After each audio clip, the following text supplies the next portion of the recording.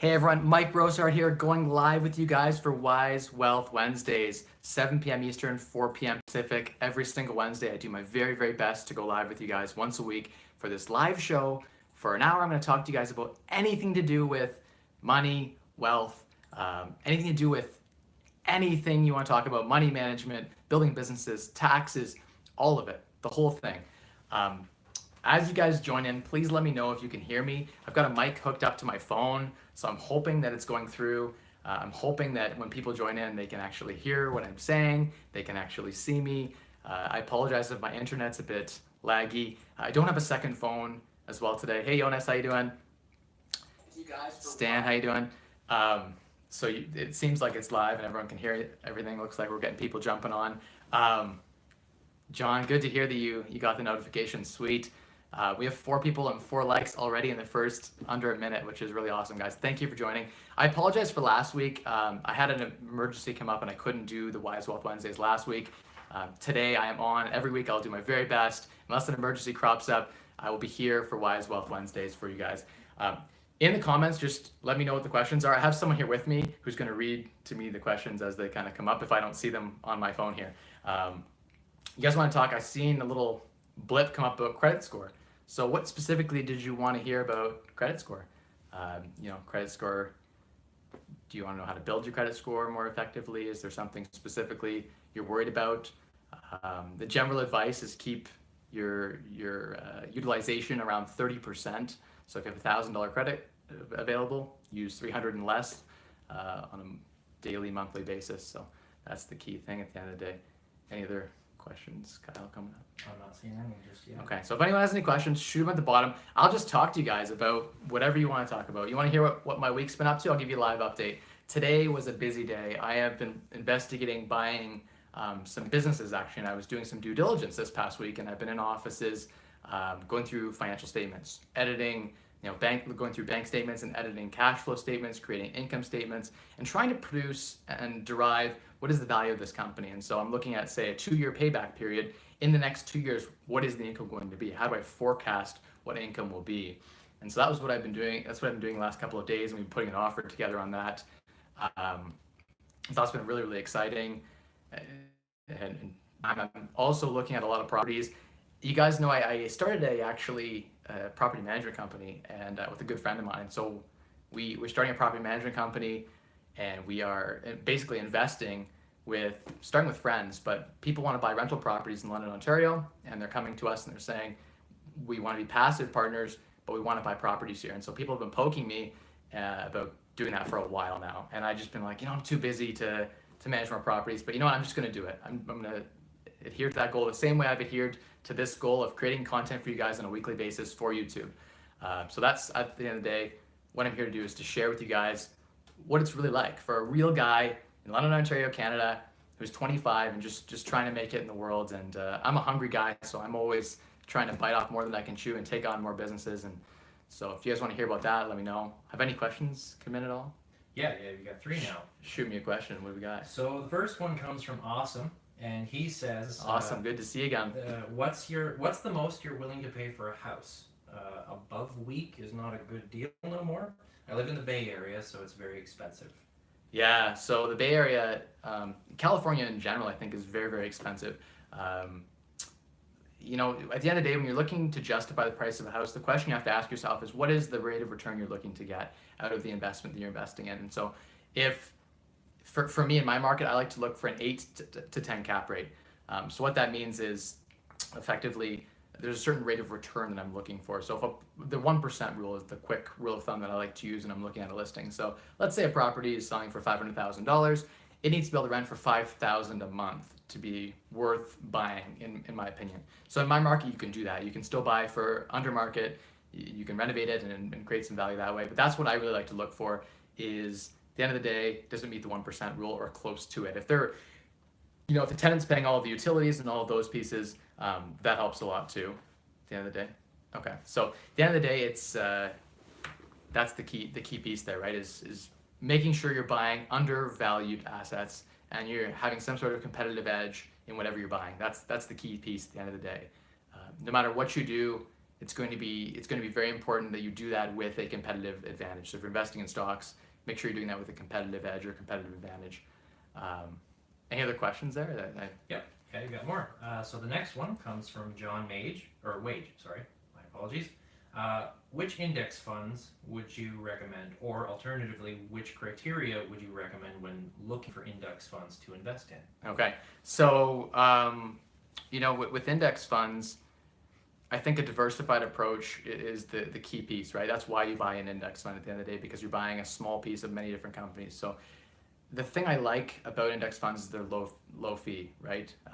Especially ETFs do a really good job of basically mirroring the index type funds. So I'm a big proponent, big fan of, a really big fan of buying ETFs with low management expense ratios, low MERs. And so low MER is so important. A lot of them you're seeing now, there are ETF products and that act a lot like mutual funds. So they are actually actively managed. They're calling them ETFs, but they're not really computer passively managed funds, and they have high MERs. When I say high, like 1.5%. And so you're overpaying for the management, and they don't really outperform. MER is management expense ratio. So that's effectively MER is if your fund performs at say 5%, they are taking 2% of that as a fee to the fund, a management expense ratio. If your fund performs at negative 2%, they still take 2%, so you're at negative 4%. That comes off no matter what every single year on all assets under management, and that's something that you can really look to save a bit of money on. Because if you think about it, if you have a 2.5% MER, which is the average mutual fund in Canada that the big banks are selling, and all of those guys like Sun Life and London Life and all those Desjardins, they're all selling those high fee MER products.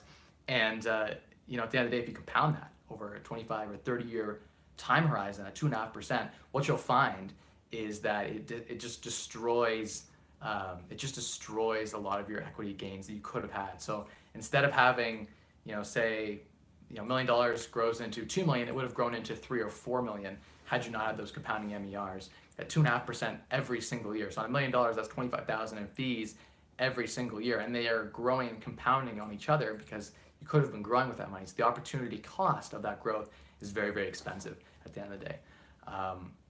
What other questions? Maybe I can just see on the laptop or grab one. Next question. Matt, if someone is trying to save that $50K you've said is a good place to start investing, would you recommend they build up to that in ETFs or say a high interest savings account? Yeah. Yes. I think that depends on your time horizon, right? If you're going to buy a house in a year and you're investing in indexes or ETFs, your time horizon is so short that you could potentially lose money going into a down market. So if something happened in the market and we saw 2008 style returns, right? So you have maybe negative 20%. You need to wait 2 or 3 years. Like that index, if you're diversified, that ETF portfolio that you have, that index portfolio will recover. The data shows it will recover no matter what in a certain amount of time, like 2, 3, 4 years. But at the end of the day, if you have to sell to buy this property in 2010, I did this once. I sold some shares under market value, and I did it because I wanted to buy a property, and the property is a really good deal, so it was worth it for me. But at the end of the day, I had to swallow those losses on my portfolio because I wasn't in, for instance, a high interest savings account. If your time horizon's a year, it might make more sense to be in something that's guaranteed, right? There are a lot of high interest savings accounts that pay 2.5%, 2.7%, which is higher than inflation, so you're getting something. And at the end of the day, at least that when you have that deal fall into your lap, you can act quickly. You can jump on that deal, and there's value there in being able to buy that property. Or even if you think something's going to happen, like a business opportunity, right? Having that capital readily available is super valuable and something I recommend. So the index fund ETF strategy is when you have a longer time horizon. So for a retirement portfolio, if you're planning something like 3 to 5 years from now, that would make a lot of sense. Mr. Beefy, hey, how you doing? I just saw you pop up on the phone. Welcome to the live stream. You are joined by 5 other people. We have 5 people on live stream, which is totally cool. Keep throwing the questions out there. Any other topics or questions I should hit? Well, Jonas said the goal for him is to save 50K in 1 to 2 years. Nice. So wow, that's aggressive. So that's his time horizon. I'm going to hold you to that. This is publicly live. This has just been said live. So we're going to hold you to that. Save that amount of money up so you have the capital to then buy your first property. And John Wage again says some context. My goal is to eventually live off of the interest of his index funds. Yes. So that's a really important key piece.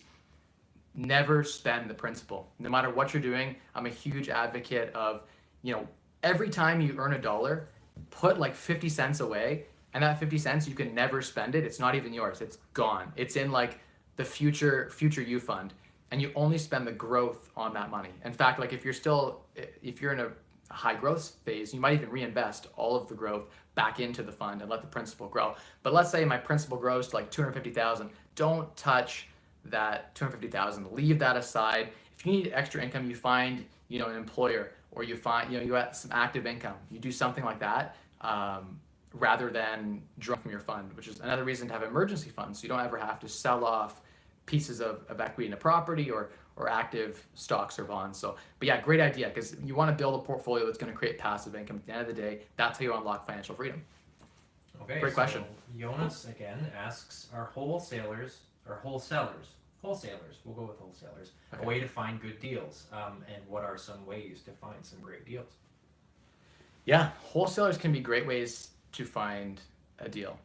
They can also provide you average deals. So you have to be careful. You have to be very, very careful. Some wholesale deals I've seen come across are near market value, and they, you know, after their wholesale fee has been, you know, thrown on there, especially in a hot market. Sometimes the wholesale deal isn't as attractive as you might think. That said, you know, I just locked up a deal very recently. It was a great wholesale deal, and I'll probably do very, very well on it. Would you pay more than? I missed that. Would you pay more than? Would you pay more than work for a house or no? Oh, sorry. Oh yeah. So yeah, would you pay more than 200K for a house? Or okay. No? It just depends on the rent income coming in. It's all relative. So, you know, a $200,000 house that can only rent for $1,000 a month, no. A $200,000 house that can rent for $2,000 a month, yeah, maybe, depending on the condition and several factors on the house there. What are thoughts on rising interest rates? Do they influence income properties? Yes, I think that rising interest rates. We're in an environment right now. The U.S. Fed just today increased their lending rate 0.25%. So we're actually in a trade war with the United States. Not really a full-on trade war, but it seems like it's bubbling up to that point where we're throwing tariffs on each other. And it's not really good for either economy, actually, long term. It's going to have negative consequences for the United States economy because they rely on a lot of our natural resources, like our energy, our water, you know, trees, mining, all these things. They rely on lumber.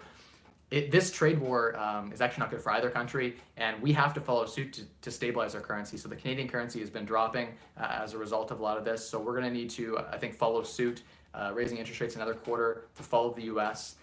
So I think interest rates will rise 0.25% at the least. Probably we'll see 3 more hikes, I think, in the next year and a half. So I'm a big proponent of, if you can lock in cheap debt now, there's value there. Like, don't get me wrong. If you can lock in, like I have some mortgages locked in at 2%, 2.5%, that's huge when mortgages are now at 3.5. So I've got really cheap debt, and cheap debt builds a lot of wealth really quickly, right? So that's really important at the end of the day. That'll help you ensure that your portfolio is solid. But back to the interest rate rising and that relationship to housing prices. So typically what we see, you know, there's a dozen conflating factors that determine property value, right? And each segment of the market is slightly different and affected in different ways. But on average, about a 1% increase in interest rates translates to about a 5% drop in property values. So what we should see is, theoretically, as interest rates rise, you should see property values kind of dropping down, right? Assuming that supply and demand economics do not, and many other factors do not come into play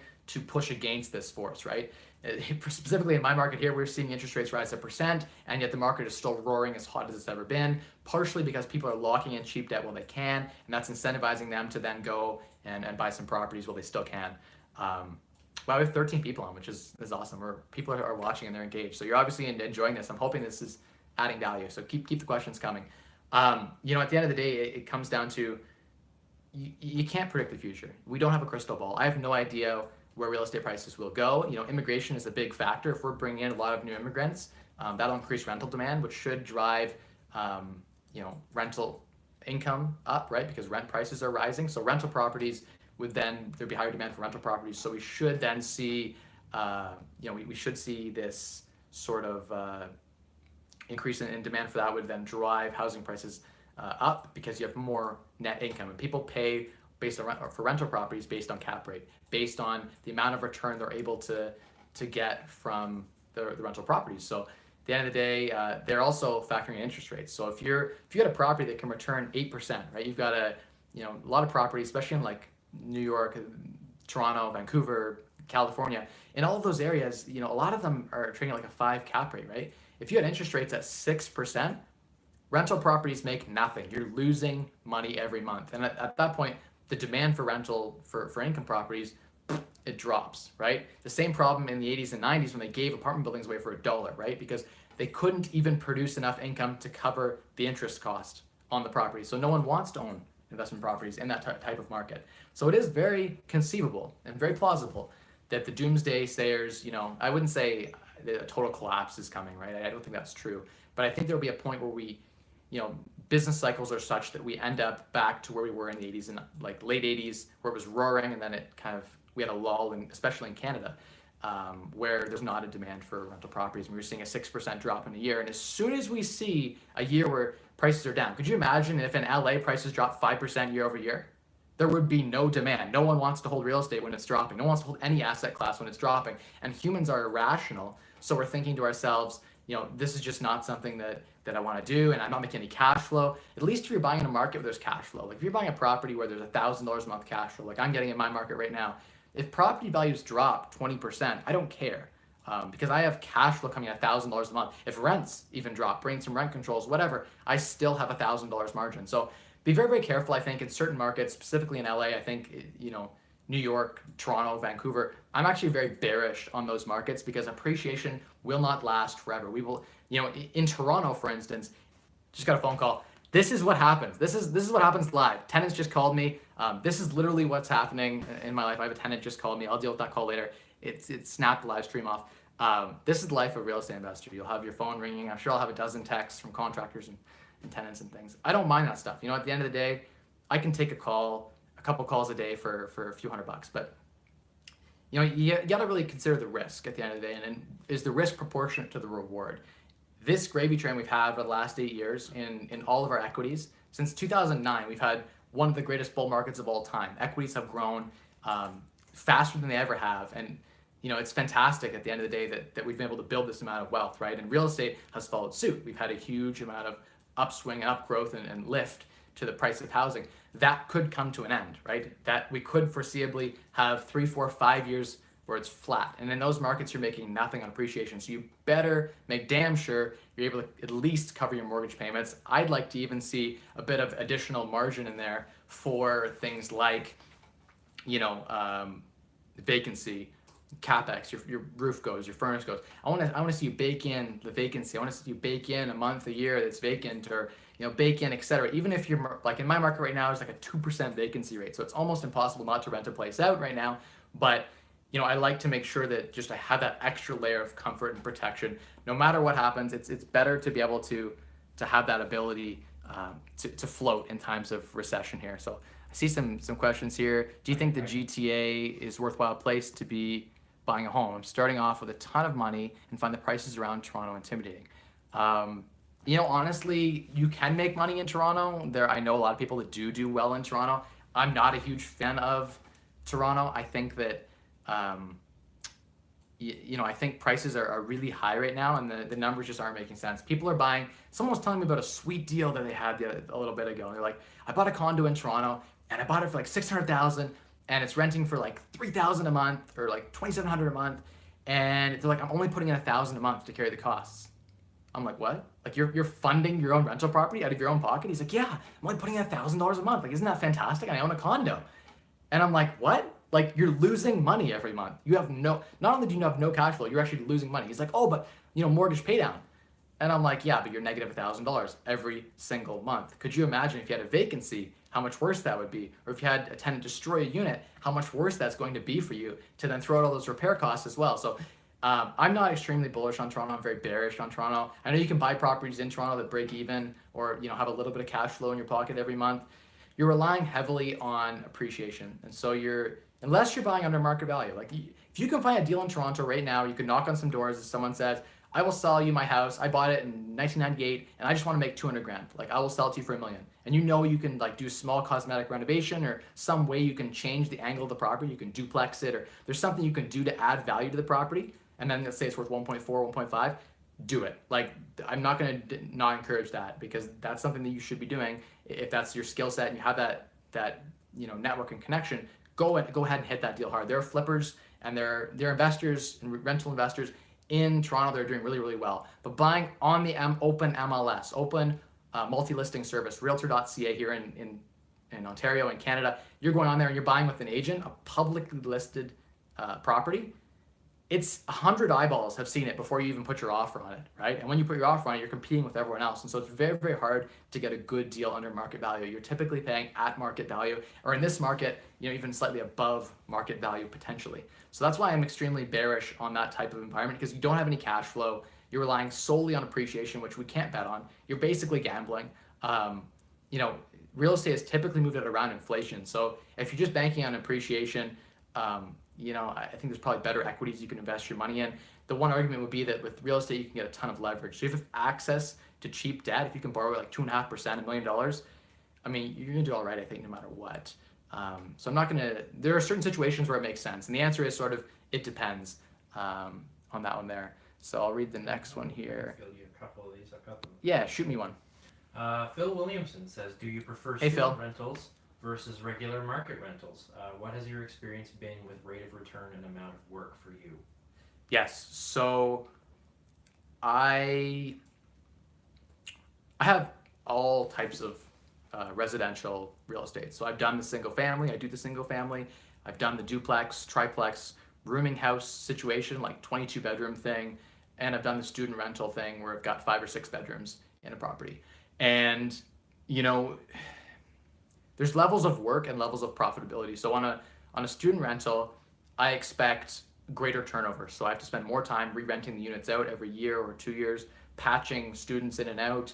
I'll try to sign them as one group, but still the group only lasts a year or two, and then you got to change it over again. So there's more turnover. Turnover requires more painting, more cleaning, showings, signing a new lease. There's a lot of work associated with that.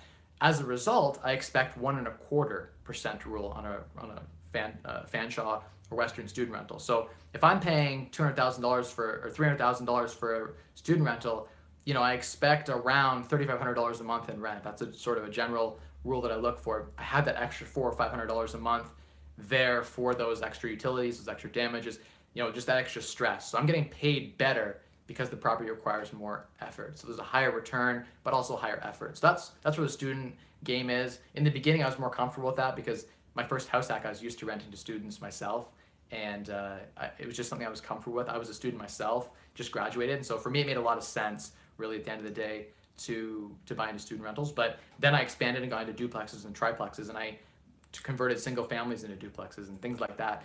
And that allows you a greater return. So if you can, for instance, have 2 units in a property, you're better utilizing the space sometimes, and often those tenants stay longer term, and so you end up getting less headaches and less calls and less turnover, slightly less return, but less headaches and turnover and that sort of thing.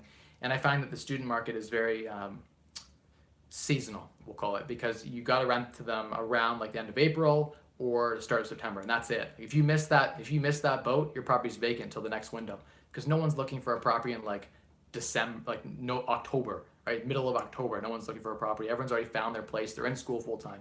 So the student properties, you may experience a lot of vacancy if you're not good at marketing your property, or if you buy and close on a property in July, renovate it, miss the September 1st bandwagon or the August showing bandwagon of time, right? To get on that bandwagon, then you're stuck in a different vacancy period until you can get on and sort of catch back up on the student cycle. So that's my thought on student rentals versus single families, duplexes, and triplexes. Rooming houses, again, you can crank out a ton of cash flow out of those as well.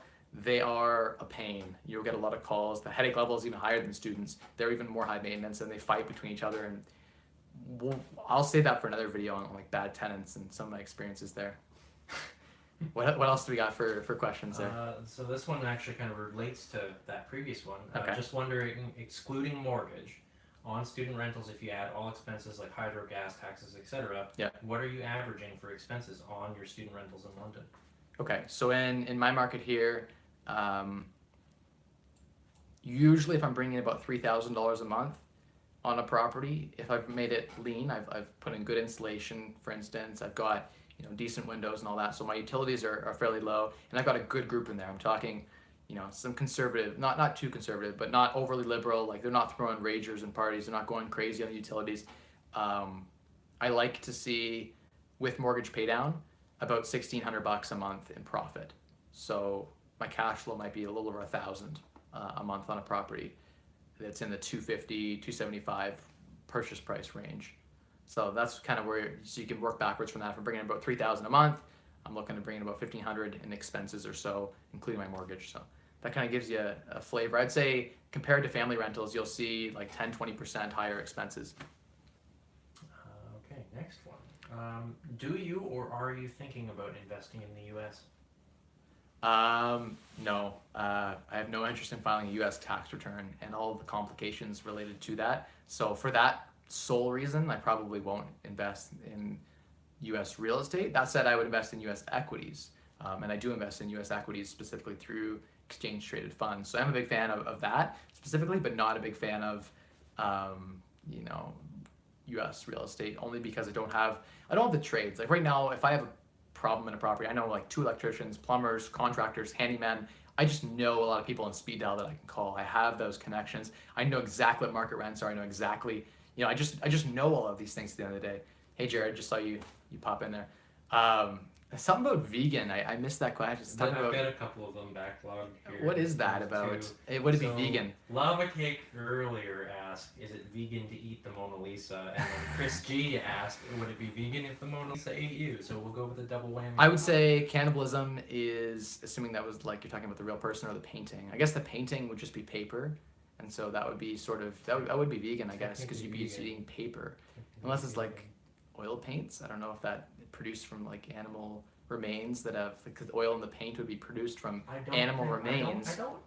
Well, so yeah. Then you'd be technically eating deceased. That's a bit of a jump. Yeah, like the fossilization of the oil. I don't know. So yeah, I guess depending how you made the paint, eating that would be vegan. I'm not vegan. I'm a flexitarian. So flexitarian is the idea that I try to eat more vegetables and fruits than I do meat, but I still enjoy a good burger and a good steak on occasion. I just don't overindulge in meat. My wife tries to be vegetarian vegan, so I try to support her as much as I possibly can on that front, but I am not a vegan.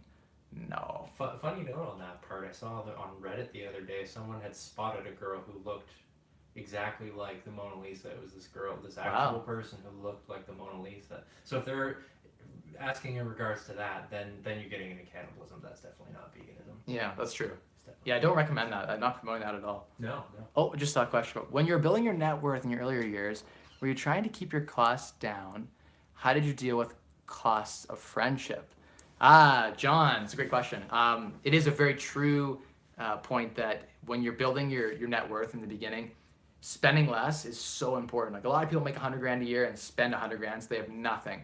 And you're gonna have people in your life that want to, they want to see you go out with them. They want to see you go out for food or go out to the movies or whatever, right? And so a lot of that is gonna just pick your friends. At the end of the day, if you have spendy friends, it's really hard to be in that frugal mindset. So finding the right people to associate with that'll help you like up your game and stay on your path and stay on your goal. If it is truly your goal to spend less and earn more and then build that net worth, right? Build that gap between the two, you've got to make that a priority. And so you kind of have to make a choice. That said, like you don't have to take those friends out of your life. You might just say, hey guys, I'm not going to come out tonight. Or if I'm going to go out, I'm going to pull, just a water. I'm going to get a water when I go out. Or, maybe I'll just get a light appetizer. I already ate, guys. Like, I'll just join you guys for a meal or, that kind of stuff. Or, hey, do you want to split with me? I'm not that hungry. And someone at the table might be like, oh, I already ate too. I'm not that hungry. Let's split something, right? And so you're able to kind of economize and basically effective dollar utility is the key piece here. And you want to make sure that you're making your dollars go as far as they possibly can. And that's just really, really important with anything, I think, whether you're investing or buying properties or just managing your personal finances and managing your money. You want to make sure you're stretching those dollars as far as you possibly can. And some of those friends are spending, let's say they're making $60,000 and they're spending all of their salary, they're saving nothing at the end of the year. Do you want to be in the same boat as them? Well, if the answer is no, then you have to make different choices than they've made, right? And so that's a tough thing to do. It's really hard to go against the stream, right? You're basically like moving with the stream, then you turn around, and now you're going against the stream, right? Your friends are going to try to, pull you with them, like, come on, man. You're like, no, I got to go this way. So, it's tough. It really is, and I had some of those same battles. Okay. When do I become rich? You become rich slowly. You get rich slowly. What happens is, if you stay on this bandwagon, right? If you start building wealth and you're spending like here and you're making like here, you've got this big gap. And that gap is effectively what you're able to like create as wealth. And as you start opening yourself up to opportunities, like, hey, I've got $20,000 saved, I can invest in this opportunity or that opportunity. And as that starts to grow, it really becomes exponential. So at that point, when you get that launching pad, it really just, it does just take off, and you will have that point where like it begins to compound so quickly that, like, my point right now, I could go get a day job and like my investments, all of my wealth is invested such that my money minions, right? I have like, let's say you have like 500,000 or $1 million, you have a million little money minions. Each dollar is out there working for you, and it's producing like 10% for you every single year. So then you get to enjoy the fruits of basically your money's labors. It worked harder than you did. And that was the point for me last year when I quit my job in management consulting. I'm like, it just doesn't make sense anymore for someone to effectively work at, say, make 60 grand a year if my passive income can bring me like 80 or 90,000 a year, or even all of my expenses. Just saw twice something pop up, USDA loan. I don't know a whole lot about the USDA loan. I assume that's like the 3% down, 3.5% down. I'm Canadian, so I don't know a lot about this loan. I think it's similar to like a private mortgage insurance type loan. So effectively, my understanding would be that you're buying a house with less down than the traditional 20%. Typically, like in Canada, it's like 5%. I think in the US, you can get 3.5%. I think it's effectively a loan where you pay a certain fee to the lender, to a private insurance company. Yeah, he's got a 0% loan. Like a V. 0% down. Yeah, I guess those exist for like veterans or something like that. I have heard of these types of programs. We don't have this in Canada, so far as I know. It'd be sweet if we did, but just, I mean, maybe there's some benefit there. You should take advantage of that. If you have a 0% loan, like, go buy some properties. How can you go wrong there? I mean, seriously. No, I just saw your comment pop up. You're a boss, man. Thanks. Pre-approved for a mortgage, 22 years old. Nice. Yeah, buy properties. I don't know, Fort Wayne, nice.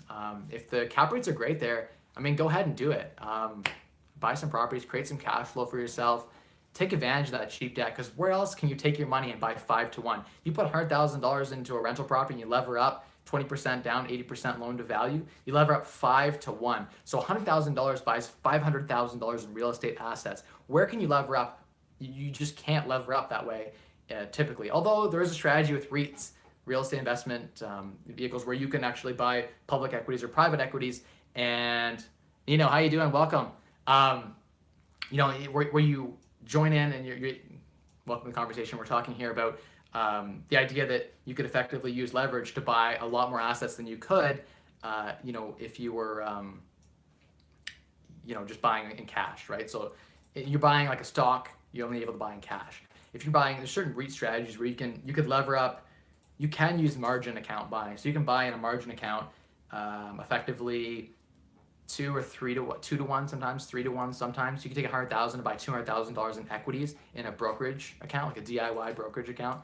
And you could then buy into a REIT that leverage your money up for you. So you could buy into that REIT, real estate investment trust, and they would effectively go buy real estate for you, and they'll lever up 3-to-1. So you could lever up 2-to-1 and then buy them 3-to-1. So you'd be levering up 6-to-1. You can actually lever up really, really effectively with REITs if you can get cheap debt. But you can borrow against your own properties even cheaper, right? Like you're talking 0% VA loans. You're talking about 3%. At the end of the day, that's just so cheap. I mean, there aren't a lot of real estate assets that can't cash flow at least 3% gross, right? So if you're borrowing at 3%, as long as your real estate underlying asset is returning a higher rate than your interest rate, and also room for expenses, you're doing all right. So if you buy an asset that can produce 8% gross on it, and then you lever up at a cost of 3% interest, then you've got that 5% spread for expenses, whatever, and basically you're taking your money, you're earning all of that extra leverage. Leverage makes it 5-to-1. So If you're doing a 8% return on a property and you buy it 20% loan to value, that 8% becomes 35%, 40% rate of return, ROI, return on investment. So that's really, really important. Leverage makes good deals great. Like buying real estate in cash is not necessarily the best use of capital. You could go buy equities and get a similar return, and buy REITs, and they'll lever your money up for you and passively give you a similar return. So yeah, the fact is that you can get cheap debt. That's just a huge advantage. I've got a couple. Yeah, shoot me some questions here, Kyle. So, what are Awesome asked earlier? What are the best house hacking tips you can give? Okay, house hacking. Well, hang on. How do you find out how much homes can rent for? Okay, so so homes. You just got to go on Kijiji, go on Craigslist, and find out what a bedroom is renting for. Find out what a unit is renting for. In a few hours, you could deduce exactly what a property can rent for in a certain neighborhood with certain characteristics. So it's not too hard to figure out what something can rent for, but going on Craigslist, going on Kijiji, just looking at some listings and seeing exactly what things are renting for. When you're looking to house hack, you want to find a property that can effectively generate the most possible cash for you. So I look to rent out, like when I house hack, I'd like to rent out a majority of the spaces that I'm not using. So I don't like basements. I'm not a big fan of them. So I always like to throw in suites, like nanny suites in my basements, because then I can use that space to generate basically my mortgage payment. And if I have like a 3 or 4 bedroom, maybe I'll take the second story and the main floor I'll have a bedroom. I'll rent that bedroom out too. Because when I'm already on the second floor, I don't need another office or whatever. I'll rent that out for a little extra cash flow as well. So that's one way I really like to house hack. Once you have a family, like I have a 2.25-year-old daughter and my wife, we really can't be sharing bedrooms with people anymore. Like I did that for a long time in my first house hack. Now we have the duplex living scenario where I just rent a separate unit altogether, and we have our own 3-bedroom bungalow for ourselves. So that's something you can look at. You can look at semis too, where you can be side by side and rent one side out and live in one side. That's another way to house hack. Or triplexes, same thing, rent 2 units out, live in one. Another really awesome way to do that. I've seen tons of questions crop up. I got to get to these. I've still got a couple banked here. I see a lot of people here. Nice, yeah, nice. I'm trying to sort through some of them. Angel. Adrishev. I'm sorry, I'm butchering. Yeah, I'm seeing that. How can we avoid crucial mistakes when buying our first property? Yeah, so I'm looking at that question right here. Okay, so you can make a lot of mistakes buying your first property. I think one of the biggest mistakes you can make is the analysis paralysis, not buying anything at all, right? And letting good deals pass you by. That's something that I did too before I pulled the trigger and had the I don't know, the balls, the cojones to just go ahead and buy something.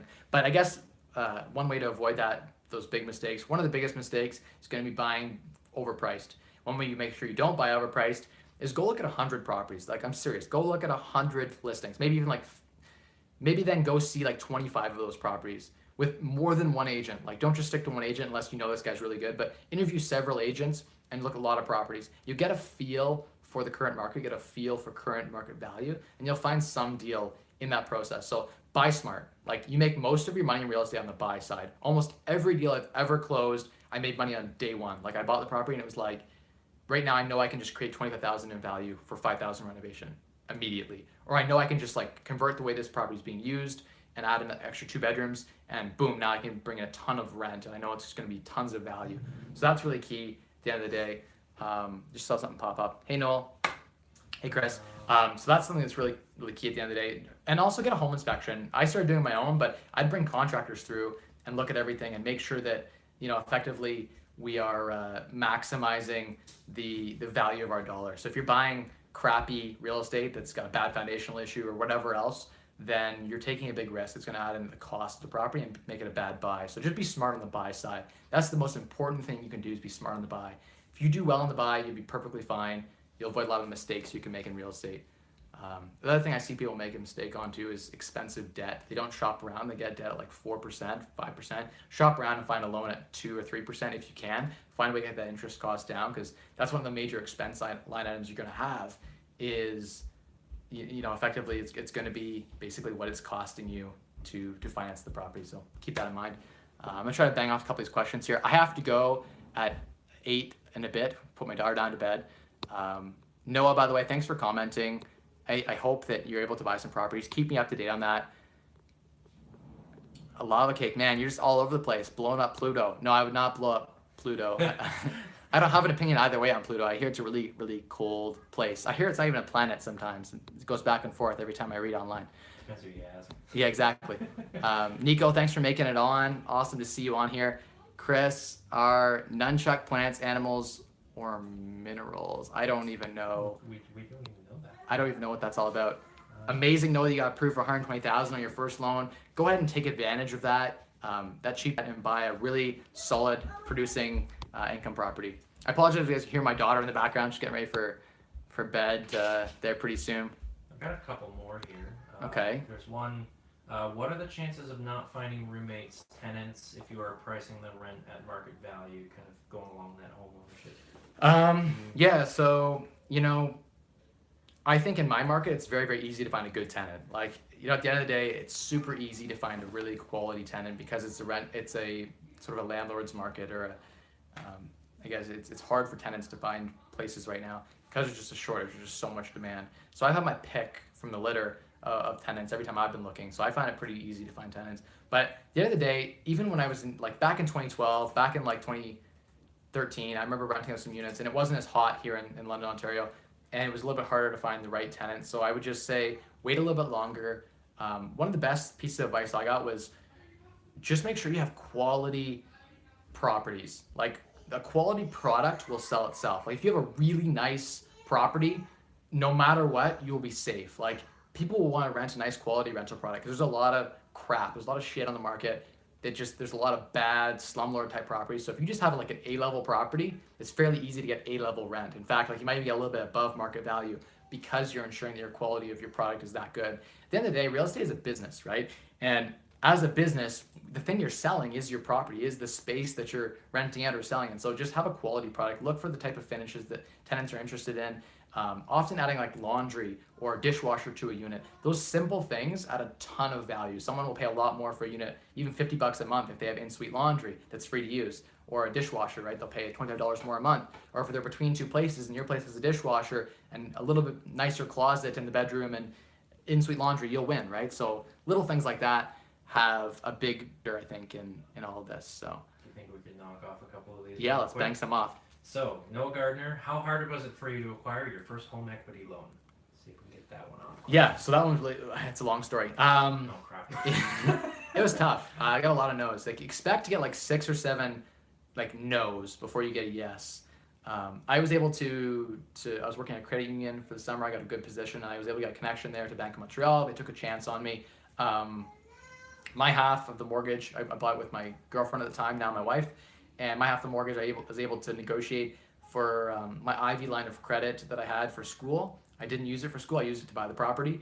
And then wife's half, her parents helped with income qualifying for her. So we were able to get the mortgage together. And then we refinanced it 6 months later ourselves again at a better interest rate. So that was something that we did to get our first property. After that, it was actually hardest to get the rental properties after that until I got about 3 or 4. And then I started having income and T776s to show on my tax return, rental income coming in. That really helped me in showing leases that I have rental income coming in. It was actually helping me to buy more properties. So it got easier the more income I had from the rental properties. So that was really key. I think we're gonna knock one more off. Yeah, let's keep going. All right. Hi, Michael. I've been enjoying your YouTube channel and I've learned a lot. Regarding Thanks. your EFT investing strategy, my question is that we have ETF. approximately, Exchange traded funds. That's what ETFs are. Yeah. We have approximately 50 grand in both Roth IRA and a Roth IRA. Okay. We stupidly never invested. Should we put it all in at one time or do dollar cost averaging and put it in slowly every month? Thanks a lot. Yeah, I mean, it's kind of up to you. I think that it's hard, it's impossible. Time in the market over timing the market is the saying I like to use, right? The longer you're in the market, the better you will do.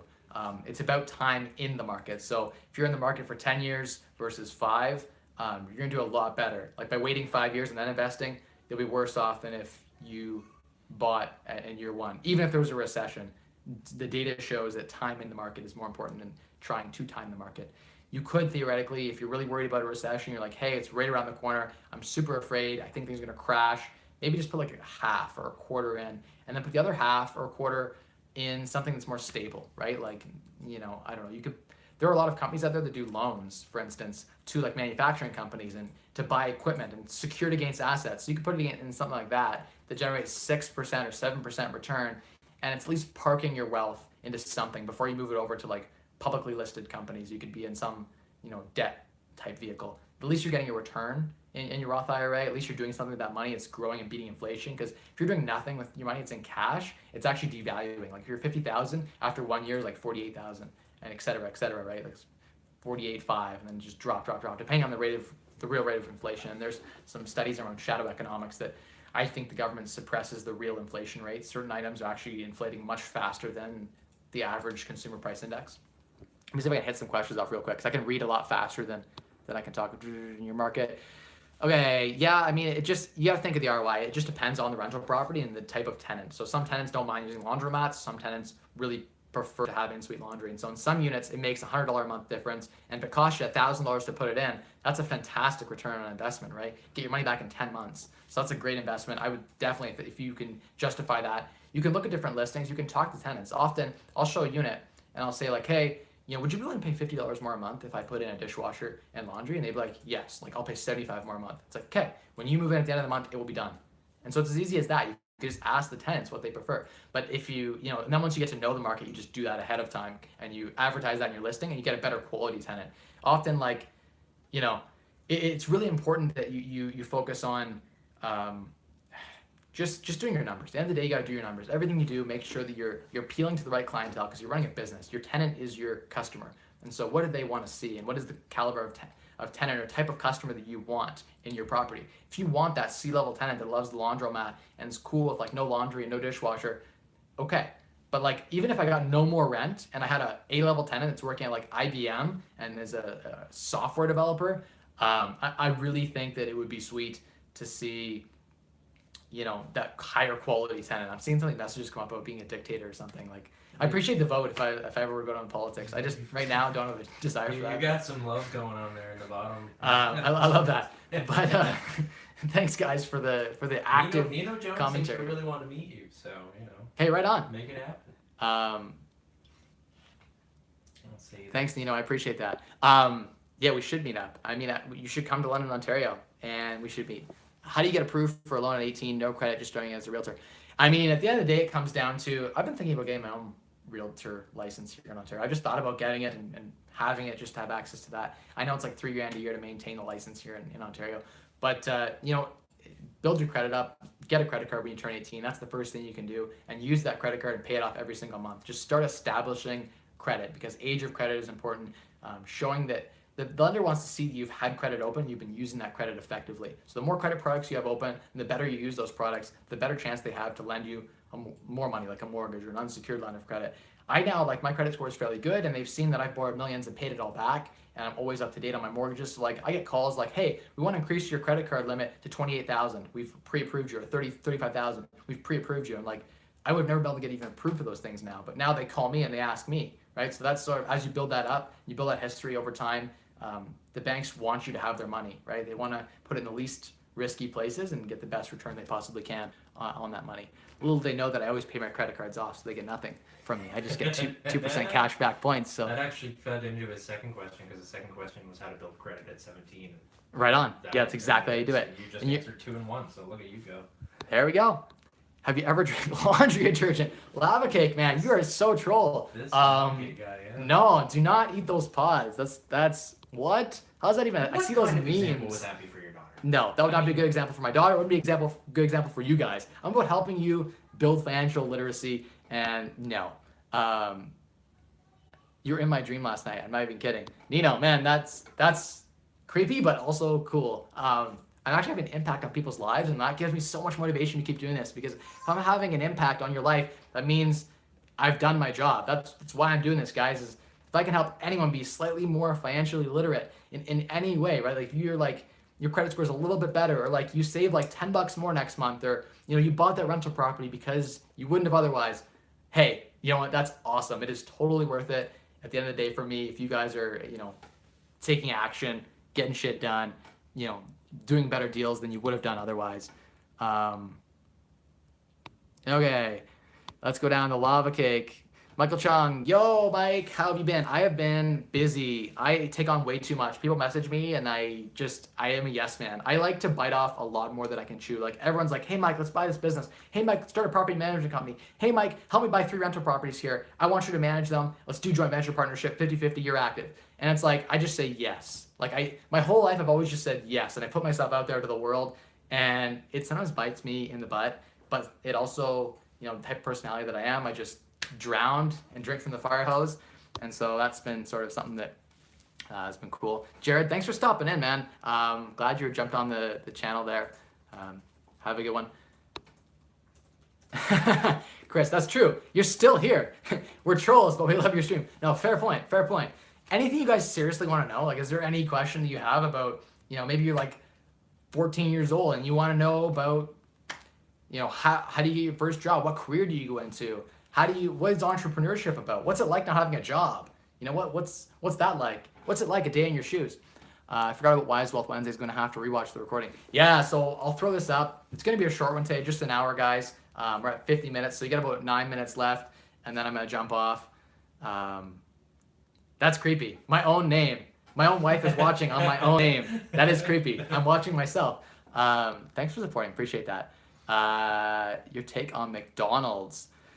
McDonald's isn't good for your gut, so don't eat a lot of it. But no, seriously, I think that in times of recession, fast food tends to do fairly well. So, I mean, McDonald's has a really iconic brand, and I think it's going to be here for a long time.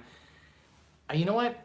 Michael, you got a point. You're saying, McDonald's is wallet friendly. You know what? I actually don't find McDonald's that wallet friendly. I go there, get a burger, fries, and a drink, and it's like $7-8. Like, I can literally go down to like the Vietnamese restaurant and get like a huge bowl of like beef pho for like $6 and split it with someone. I eat for like way more, like a pound of food to like a quarter pounder.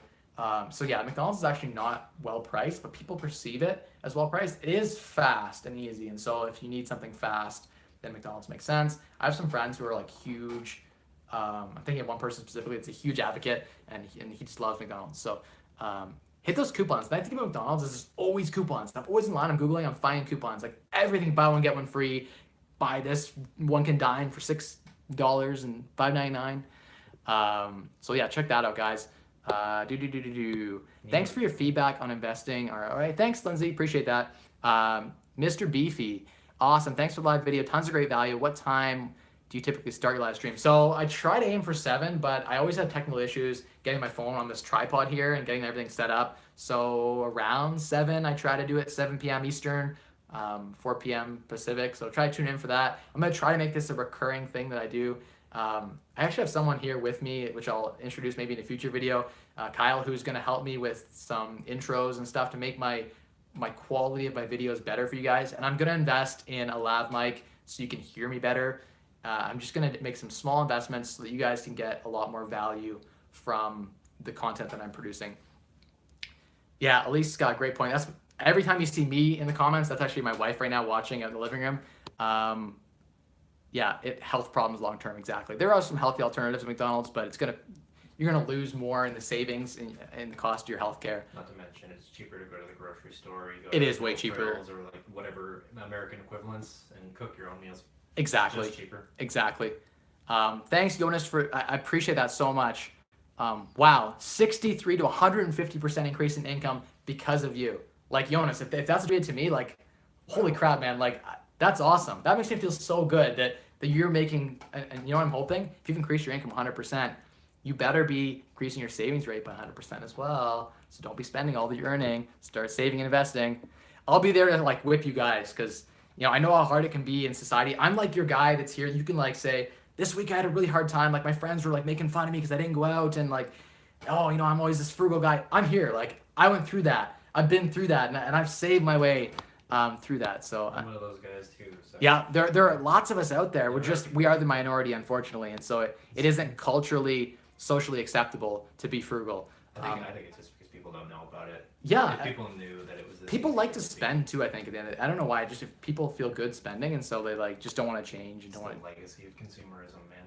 I mean, people are spending billions, like companies are spending billions to ensure that we spend our money. And so that's really, really important to kind of keep in your mind and try to fight against, because they're doing everything they can to help you spend. So a lot of what you can do is just don't impulse buy. Do the whole think about it, wait a day or two, and then reevaluate it. Is there a better way that I can do this? Is there a way that I can find this good, or find this service that I need in a different way, in a more cost-effective way? Often you'll just spend a day thinking about it and you'll find a better way to get the exact same thing. Nino, I like that. He's having a family so young, worth it. You know, I had kids young, so I'm biased. My daughter was born when I was 23, so I did have kids young. But I think that the advantages, so the disadvantages are that when you're young, if you have kids, it slows you down. Like, I can't work near as hard because I have to spend time with my daughter, and that's not necessarily a negative thing. It's a positive thing for life balance. And you know, at the end of the day, it is really fulfilling and feels really, really good. So you just got to make sure that you make a choice that's educated and is a good fit for you. Every person's different. Every person has a different situation. I like the fact that my daughter is going to be, you know, going off to university at 18 years old when I'm like 41, 42. So I'm going to be free to travel and enjoy life when she's in school there. And most people are going to be 50 when I'm, you know, 42. So I'm just getting it done earlier. And I do recommend this though. I spent a lot of time, we delayed having kids even a couple years because, you know, we got married really young. My wife and I have been together since I was 16. So we've been together like a long time, 10 years now in November. And so for us, it was about, you know, I was very much like, let's make sure our financial base is secure. Like, make sure you got that financial base. It's really, really hard. Yeah. And that she's bored with everything. Exactly. Because, you know, it's really like, kids are going to test your relationship. Your kids are going to push you further and harder than you ever thought, and push you to the max. Like, when you're stressed out with something, it's like having a second layer of complexity and just like double the weight on your shoulders, which like is totally worth it. Like, don't talk about just the negatives, but making sure you do have that financial base. And for me, it was like making sure I was close to financial freedom, not fully financially independent, but close to financial freedom. And so when my wife and I got pregnant, it was like, I gotta make sure I like start getting rental properties. So you can see my growth like accelerates, and I worked twice as hard to make sure that I had that time to be with my daughter. I didn't want to be working all the time and never be home, and I just didn't want that. It's hard to be a good parent working like 8 to 8. Like, a lot of bankers work 8 a.m. to 8 p.m. If your kid goes to sleep at 8:30, you literally, and your kid gets up at 8 in the morning, you literally don't see your child. Like, how can you be a good parent if you're not there for them? Someone else is raising your kid. So it's really hard to do that, right? So statistically, it's not possible. Yeah, so I'm not a big fan of, I really am just not a big fan of you know, working 8 to 8 when you're got a young family at home. Spend some time with your family. It's really, really important at the end of the day to make sure that you keep some time for your family, keep some time for your friends too, for yourself. I spent 100-hour weeks for like 7 years straight, and it took a toll on my health, took a toll on some of my relationships.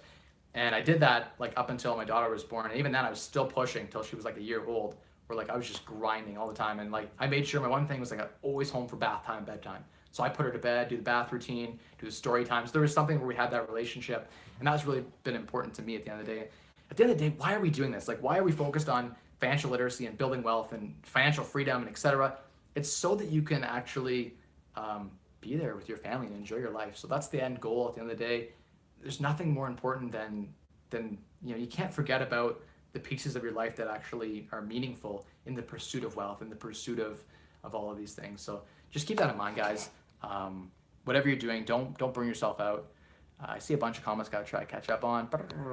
There's a bunch. Hey, do I persuade someone who lives paycheck to paycheck but has the ability to save? Yes. I think it's you should persuade them to live better, but it's up to them at the end of the day. It's their choice. And what's the line from the Bible? Thou shalt not cast pearls before swine.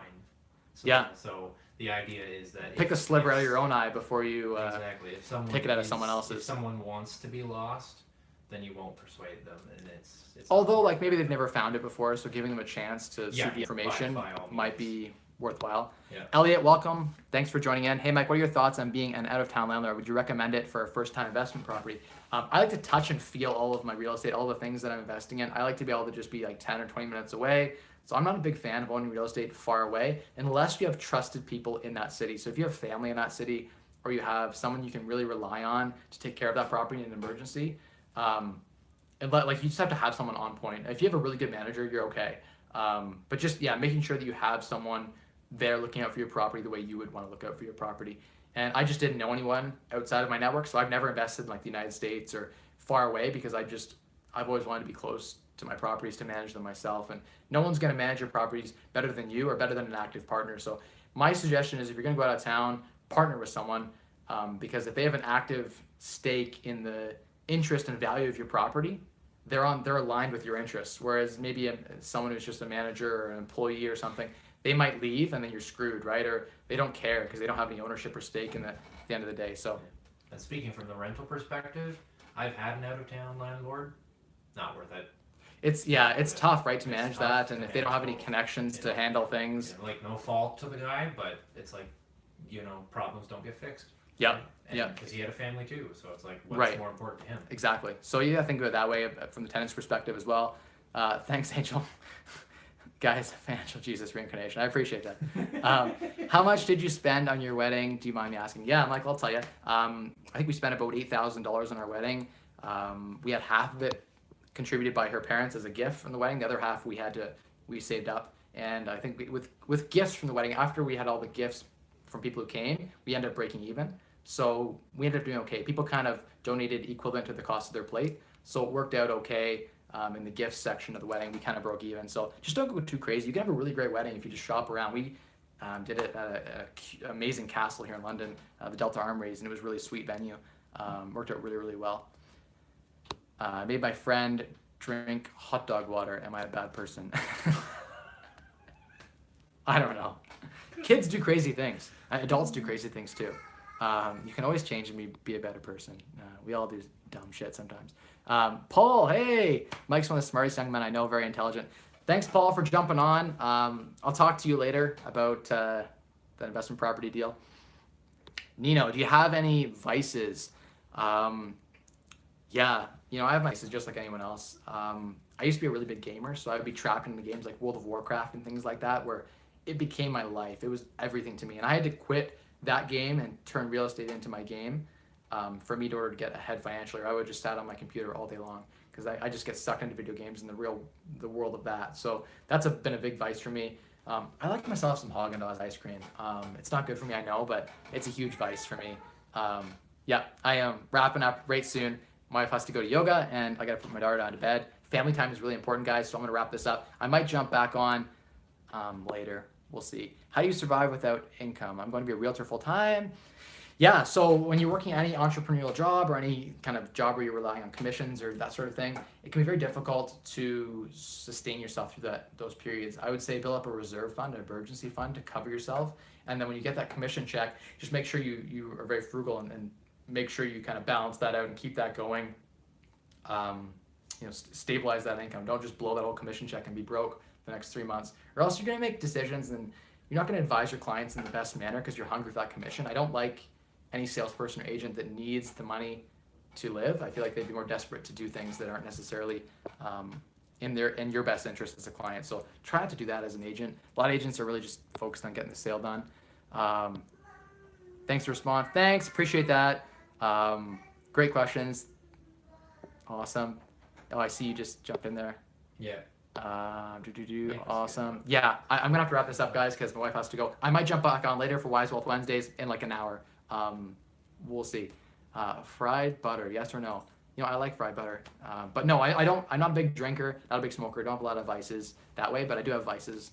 See you guys later. Thank you for jumping on. It's been like 17, 18 people in here. That's been awesome. Thank you guys so much for jumping on for Wise Wealth Wednesdays. I'm hoping to build a consistent following of you guys every single Wednesday, 7 p.m. Eastern, 4 p.m. Pacific. Tune in. I will be live around that time. If I don't jump on right at 7, give me 10 or 15 minutes because sometimes life happens and I don't always get the chance to, make it on. Nice. Wow. It's 3:14 here. So good night. Must be from the other side of the world there in Europe or something.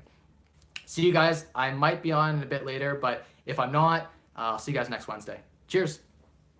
Thanks so much, guys.